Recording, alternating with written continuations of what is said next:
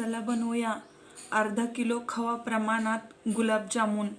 तर इथं सर्वप्रथम आधी मी अर्धा किलो खवा घेतलेला आहे।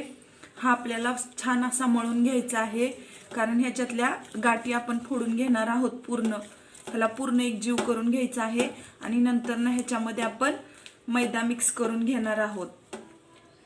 मैदा थोडा थोडा मिक्स करायचा आहे आणि खव्याला अंगचं पाणी सुटतं, त्याच्यामध्ये ह्याच्यात दूध किंवा पाणी सुद्धा घालायची घाई करायची नाही किंवा घालायची नाही। खव्यात जेवढा मैदा बसेल तेवढाच आपल्याला वापरायचा आहे। अशा प्रकारे खवा आणि मैदा आपल्याला एक जीव करून घ्यायचा आहे। त्यात कोणतीही गाठ राहिली नाही पाहिजे आणि मऊसूत झाला पाहिजे, त्याला चिरा पण पडल्या नाहीत पाहिजे गुलाबजामुन बनवल्यानंतर ना। हे आहे परफेक्ट प्रमाण। ज्या वाटीने आपण मैदा घेतला होता त्याच वाटीने आपण एक वाटी साखर घेऊया आणि साखर बुडेल एवढंच पाणी घालून घेऊया। आपण गुलाबजामला लागणारा पाक तयार करून घेत आहोत। सतत ढवळत हलवत आपण पाक तयार करून घेऊया।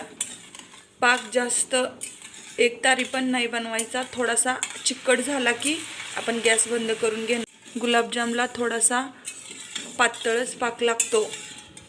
अशा प्रकारे सर्व पिठाचे मी गोळे तोडून घेतले, म्हणजे आपल्याला एकसारख्या आकाराचे गुलाबजाम वळता येतील।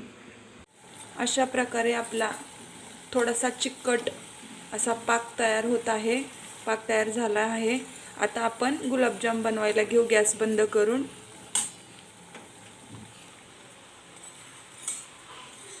अशा प्रकारे आपण सर्व गुलाबजाम बनवून घेऊया। आणि सर्वात महत्त्वाचं म्हणजे वीरनी पण माझ्या मदत केली मला गुलाबजाम बनवण्यासाठी। Thank you so much Veeru. अशा प्रकारे सर्व गुलाबजाम आपण बनवून घेतले आहेत।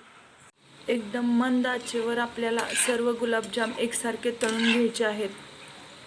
अशा प्रकारे आपण सर्व गुलाबजाम आता पाकात टाकून घेतले आहेत। बघा किती छान झालेत। रेसिपी आवडली तर नक्कीच सबस्क्राईब करा, लाईक करा आणि शेअर करा। थँक्यू।